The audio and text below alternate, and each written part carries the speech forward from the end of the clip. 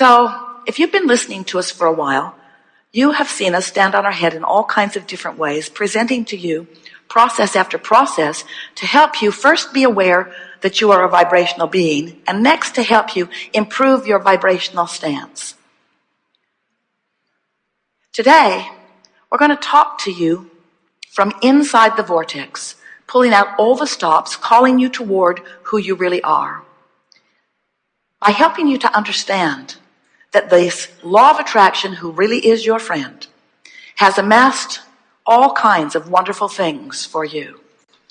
And in any moment of time, if you don't feel good, it's not because you're not worthy, and it's not because you haven't asked, and it's not because what you've asked for has not been answered. It's because you've been practicing a vibration that is a deviation from what you are asking for. We've noticed, as we've given you processes, that sometimes our processes and others help you to focus yourself more into alignment. But many of you offer so much effort, mostly, and in some cases only, when things aren't going well.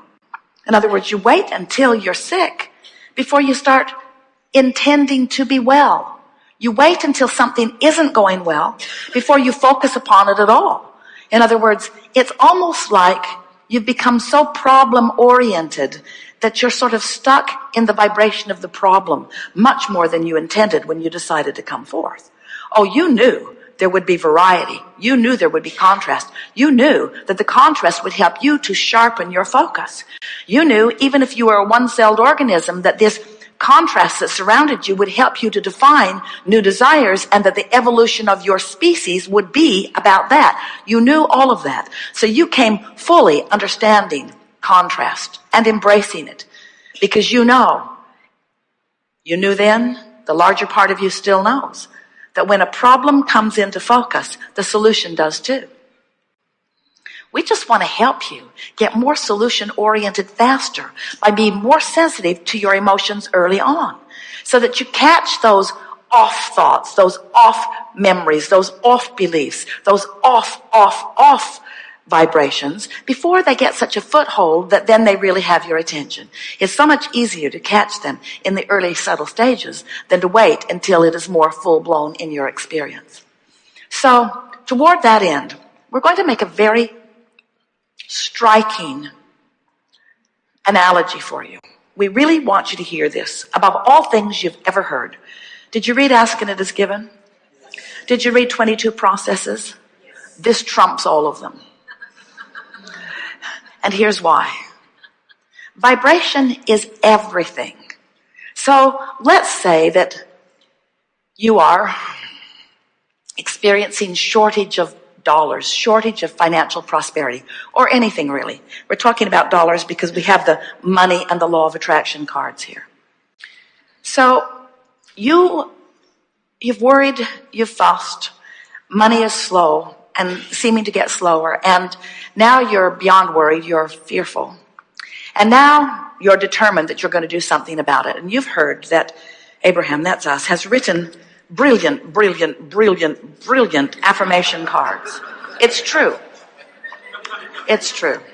This is the best combination of words to attract money that has ever been put together in human experience. We are very proud of these cards. So you're standing outside your vortex, worried, and determined to do something about it. So you pick up these brilliant cards and you look for empowerment within them. So you look through them and look through them. My life is as good as I allow it to be. I am always receiving the essence of what I am giving. You got to be kidding. I can follow the trails of good feeling thoughts. I can follow the trail of good feeling money, but I don't know about it. The story I tell is the basis of my life. I'm in deep doo-doo. I am the creator of my own life experience. These are not helpful cards. I can see my world through the eyes of Source. I would like to punch out the eyes of Source. I can deliberately choose to feel better now.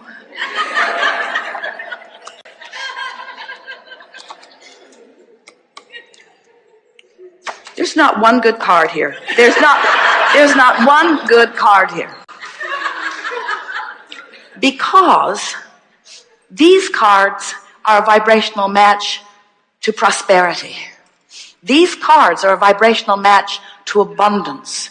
These cards are a vibrational match to what you've put into your vortex, what's in your vortex, to the vibrational beingness that you've already created. But when you are not vibrationally there, these cards irritate you. Like your friends who seem to be the law of attraction police. You know, you create your own reality.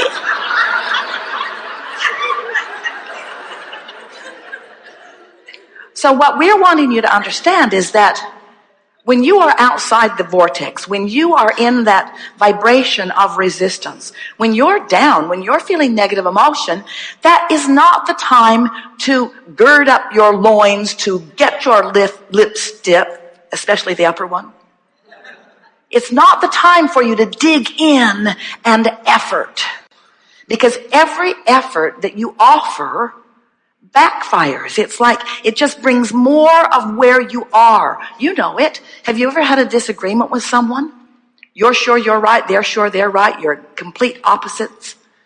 And the more you convey, the more sure they are you're wrong. And the more you convey, the sure they are that you're wrong. It's a stalemate. You just don't get anywhere because you're digging in hard. That's what happens when you work hard to affirm from outside the vortex. So what's the logical answer? The logical answer is get in the vortex and then affirm. Now that's logical. It's logical. Get in the vortex and then affirm. And some people would say, well, if I could get in the vortex, I would affirm, but how do I get in the vortex if I'm not in the vortex? And we say, first of all, what does being in the vortex mean? It means absence of resistance. There are lots of ways to get into the vortex. As soon as you wake up, jump in. First thing in the morning, it's a lot easier to be in there. If you go to bed at night worrying, you'll probably wake up worrying. So you have to get in fast. Go get a massage. Go swimming. Take a run somewhere. Meditate. You are in the vortex many times every day. You just don't stay long enough to really recognize that you're there. And often you don't stay there long enough to really milk it and shift the vibration of it. So that's what we're going to be doing here today. Now, we are not implying you are a room full of rather remarkable people because, first of all, you know about this vibration stuff and you understand your emotions and you've been making decisions about feeling better. But we know that things are moving very fast these days. The energy out here on this leading edge on planet Earth has never moved faster. There have never been more outside the vortex with stronger asking. And when more are asking, the energy moves faster, which means for those who are in the vortex, the energy lifts you. It supports you. It gives you clarity. It makes you feel wonderful. And it delivers to you over and over and over again. But for those not in the vortex, this fast-moving energy beats you up. So our encouragement during these hours that we are together is that you accept the reality of this vortex of creation. Understand that your inner being is in there as the holder, the maintainer, the placeholder of all that you have become. And if it is your powerful desire, not so much to get in the vortex, but to recognize when you are in there and then just milk it a little bit, what you will begin to do is to allow the vortex to train your frequency upward. Because you cannot focus upon the problem and the solution at the same time. It's one or the other, you see. And it's so much easier to maintain the vibration of the solution once you are in the vortex. In fact, that's when all of the clarity and insight comes to you. When you're in the vortex, that's when the manifestations begin to reveal themselves to you.